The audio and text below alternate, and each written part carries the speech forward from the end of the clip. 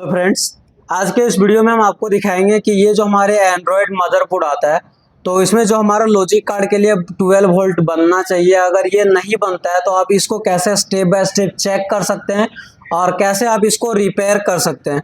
तो इस वीडियो में कंप्लीट हम दिखाएंगे कि ये जो हमारा मदरबोर्ड है इसमें जो 12 वोल्ट है वो नहीं बन रहा है, तो इसके जो पावर सप्लाई होता है इसमें प्रॉब्लम होता है। क्या क्या प्रॉब्लम हो सकता है, तो जो ये स्विचिंग सेक्शन होता है इसमें दिक्कत हो सकता है या फिर ये फीडबैक सेक्शन में दिक्कत हो सकता है। तो ये दोनों को कैसे आप रिपेयर कर सकते हैं, अगर आपके पास ये मॉसफेट है और जो हमारा पावर PWM IC होता है ये अगर आपके पास नहीं होता है तो मॉड्यूल लगा के इसको रिपेयर कर सकते हैं। तो चलिए हम एक बार इस पावर सप्लाई में चेक कराते हैं क्या क्या वोल्टेज बन रहा है और क्या नहीं बन रहा है और इसको कैसे हम रिपेयर कर पाएंगे। तो इस वीडियो में कंप्लीट बने रहिएगा, हम आपको दिखाएंगे कि इस पावर सप्लाई को जो टीवी में होता है चाहे वो नॉन स्मार्ट हो या स्मार्ट हो, दोनों को आप कैसे रिपेयर कर सकते हैं।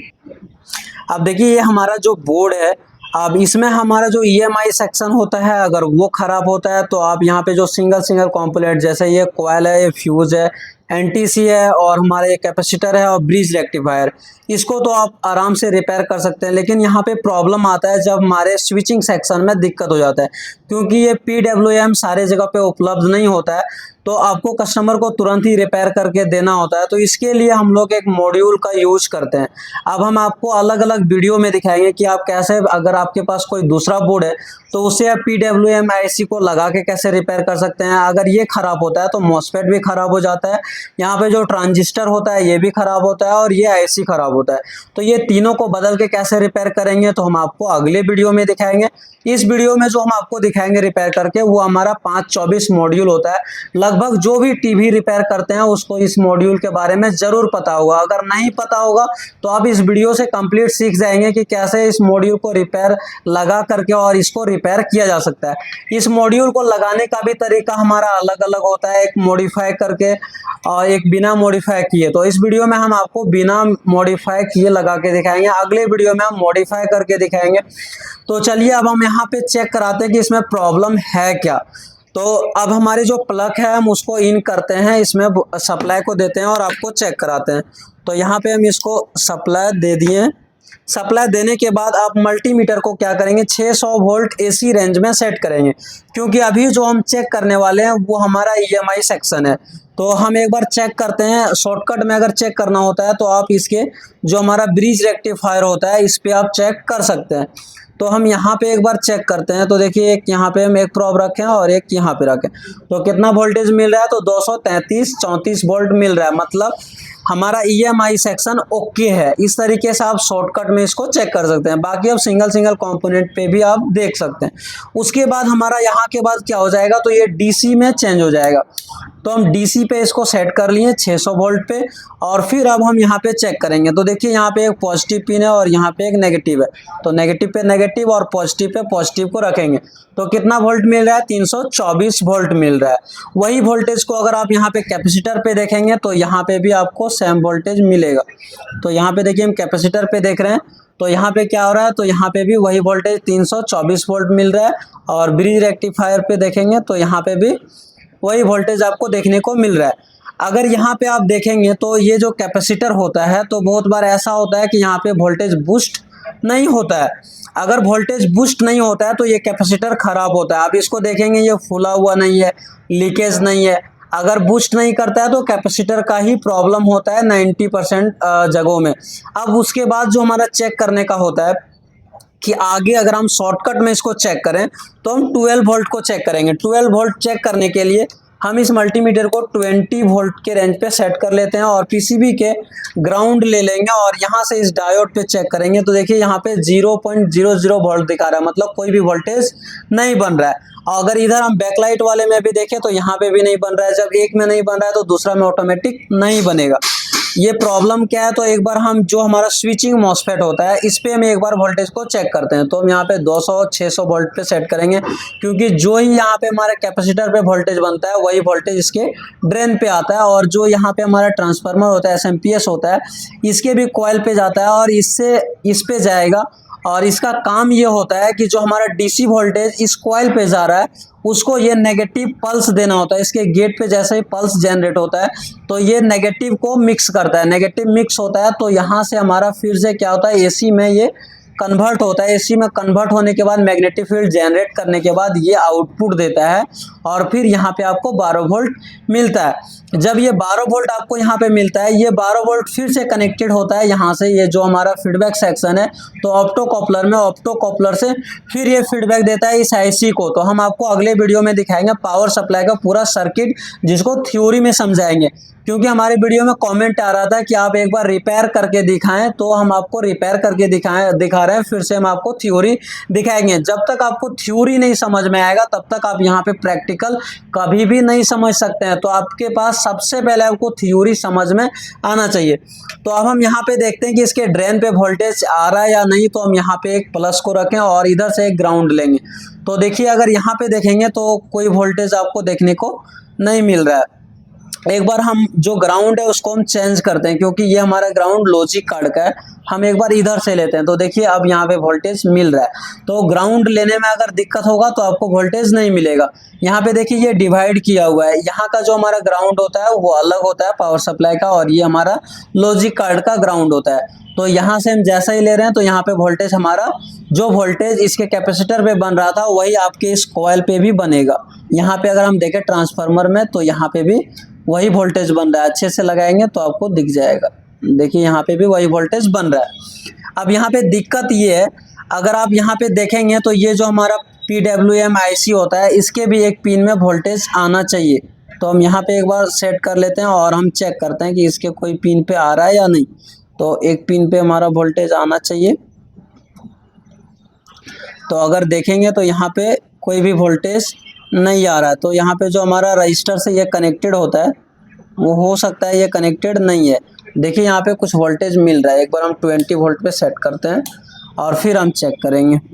तो यहाँ पे हम इसको सेट कर लिए और फिर हम यहाँ पे देखते हैं तो देखिए यहाँ पे मिल रहा है कुछ वोल्टेज, लेकिन प्रॉपर नहीं आ रहा है। तो यहाँ पे भी नहीं दिखा पा रहा है। थोड़ा सा हम 200 वोल्ट पे इसको सेट करते हैं ताकि अगर ज़्यादा वोल्टेज होगा तो आपको दिख जाएगा।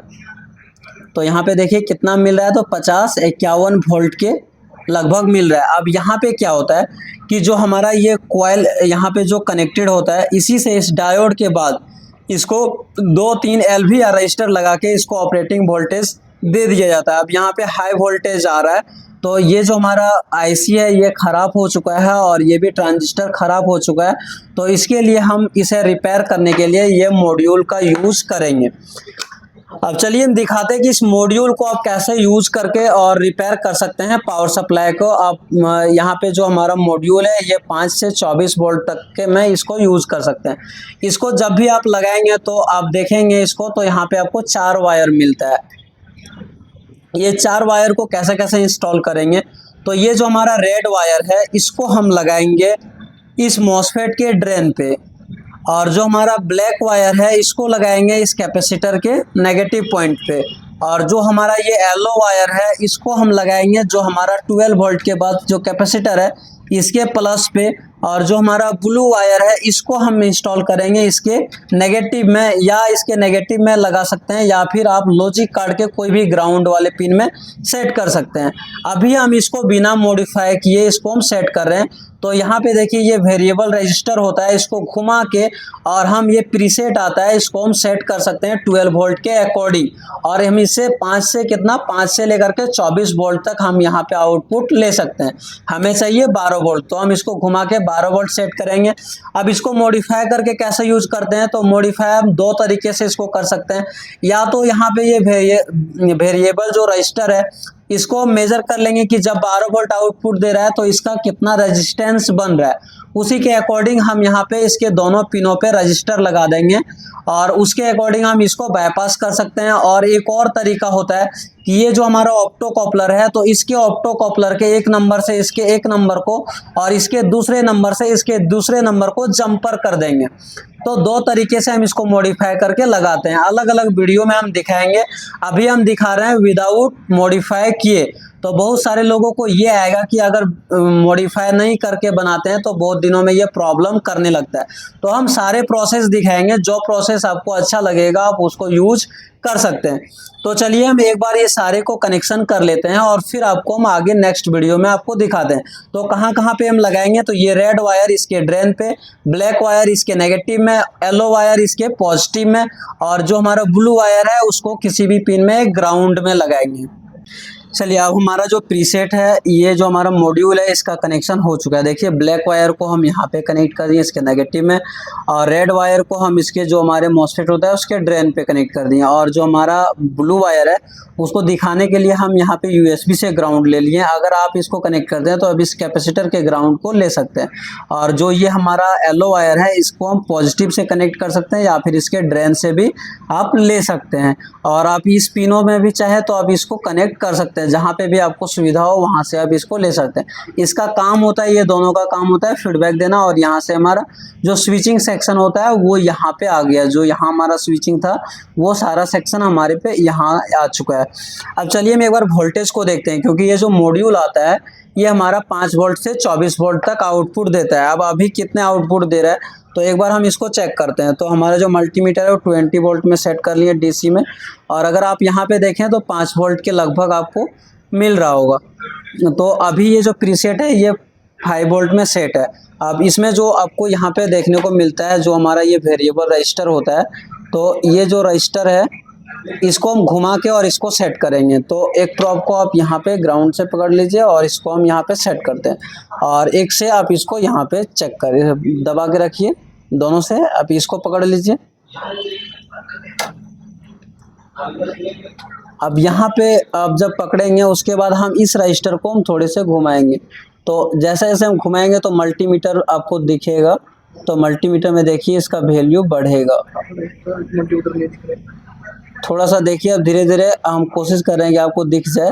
तो इसको हम घुमा रहे हैं और उसके बाद देखिएगा कि ये वोल्टेज हमारा बढ़ेगा। तो चलिए अभी इस प्रीसेट को आप जैसे घुमाएंगे, अगर आप ऐसे क्लॉकवाइज घुमाएंगे तो आपका वोल्टेज बढ़ेगा, आप ऐसे अगर एंटी क्लॉकवाइज घुमाएंगे तो वोल्टेज घटेगा। अब हम यहाँ पे देखिए प्रीसेट को सेट किए हैं। सेट करने के बाद अब यहाँ पे हम आपको वोल्टेज चेक कराते हैं। तो 20 वोल्ट में हम सेट कर लिए, और यहाँ पे अगर हम चेक करें तो देखिए 11 वोल्ट, लगभग 12 वोल्ट के लगभग आपको दिखेगा। एक बार हम अच्छे से इसके ग्राउंड को कनेक्ट कर लेते हैं। उसके बाद अगर हम यहाँ पे चेक करेंगे तो देखिए कुछ वोल्टेज ये वेरी कर रहा है, क्योंकि ये जो रजिस्टर होता है इसमें प्रॉब्लम आने का चांस रहता है, बहुत जल्दी ये ख़राब भी होता है। तो हम आपको अगले वीडियो में दिखाएंगे। 12 वोल्ट के लगभग ये जनरेट कर रहा है।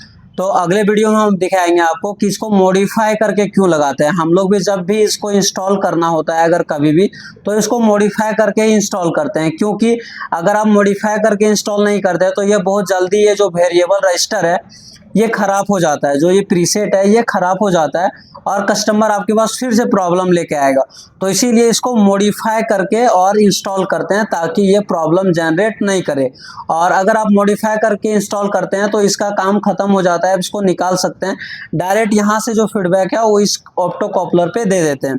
तो इस तरीके से आप कोई भी पावर सप्लाई जो आपका 24 वोल्ट तक आउटपुट लेता हो तो इस मॉड्यूल लगा करके आप उसको रिपेयर कर सकते हैं। अगर इस वीडियो से आपको इस मॉड्यूल को लगाने के लिए आपको समझ में आया होगा तो हमारे चैनल को सब्सक्राइब कर लीजिए। अगर आपको आगे भी वीडियो देखना है कि आप इस आईसी को और ये हमारा जो मॉसफेट है ये सारे को चेंज करके कैसे रिपेयर कर सकते हैं, तो हम आपको नेक्स्ट वाले वीडियो में दिखाएंगे। और ये जो हमारा प्रीसेट है इसको कैसे बाईपास कर सकते हैं, ऑप्टो कॉपलर से कैसे कनेक्शन करके इंस्टॉल करते हैं, तो इसके लिए आप हमारे चैनल को सब्सक्राइब करके रखिए ताकि आपको आगे आने वाले नेक्स्ट वीडियो का नोटिफिकेशन सबसे पहले मिल जाए।